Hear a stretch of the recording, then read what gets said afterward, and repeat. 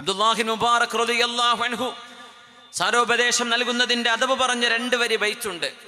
ഇദാ റാഫഖത ഖൗമൻ അഹ്ല വുദ്ദി ഫകുല്ലഹും കദിർ റഹിമിശ് ശഫീഖി വലാ തഅഖുദ് ബിസല്ലതി കുല്ലി ഖൗമിൻ ഫതബ്ഖാ ഫിസ്സമാനി ബിലാ റഫീഖി. വളരെ മനോഹരമായ പാട്ടാണ്, ഇതെല്ലാവരും പഠിച്ചു വെക്കണേ. ഇദാ റാഫഖത ഖൗമൻ അഹ്ല വുദ്ദി, സ്നേഹം നൽകുന്ന, സ്നേഹത്തോടെ ജീവിക്കുന്ന ഒരു സമൂഹത്തിൻ്റെ കൂടെയാണ് നീ കഴിയുന്നതെങ്കിൽ ഫകുല്ലഹും കദിർ റഹിമിശ് ശഫീഖി, അവരുടെ വീട്ടുകാരനെ പോലെ, അവരുടെ ചോരബന്ധത്തിൽ പിറന്ന ആളെപ്പോലെ നീ അവരോടുകൂടെ പെരുമാറണമേ. വലാ തഅഖുദു ബിസല്ലതി കുല്ലി ഖൗമിൻ, ഓരോരുത്തരുടെയും തെറ്റുകൾ ഇങ്ങനെ പറയല്ലേ. അവൻ അത് ചെയ്തു, അയാൾ ഇത് ചെയ്തു, അങ്ങനെ പറഞ്ഞു, ഇങ്ങനെ പറഞ്ഞു എന്ന് പറഞ്ഞു ഓരോരുത്തരുടെയും കാലിടറിപ്പോയ വിഷയം. സല്ലത്ത് എന്ന് പറഞ്ഞാൽ ഒരു ഇടർച്ച വരെ, ഒരു മിസ്റ്റേക്ക് വരെ, തെറ്റുപറ്റുക. അതെല്ലാം എടുത്തിങ്ങനെ പറഞ്ഞു നടക്കല്ലേ.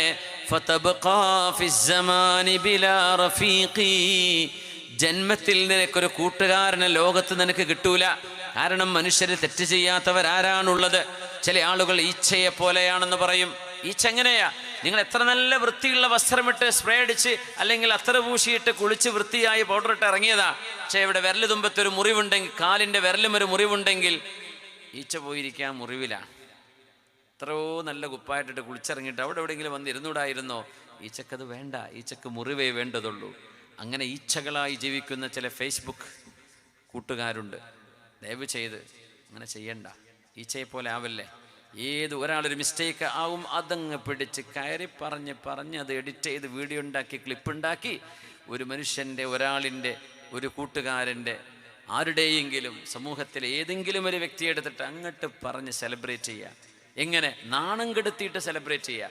ഈച്ചയുടെ സ്വഭാവമാണത്. ഈച്ചയെ പോലെ ആവല്ലേ, ഈച്ചയെ പോലെ ആവല്ലേ. ഈച്ചക്ക് വൃത്തിയൊന്നും വേണ്ട, ആ മുറിവ് മാത്രമേ വേണ്ടൂ, അവിടെ മൂപ്പര് ചെന്നിരിക്കുള്ളൂ.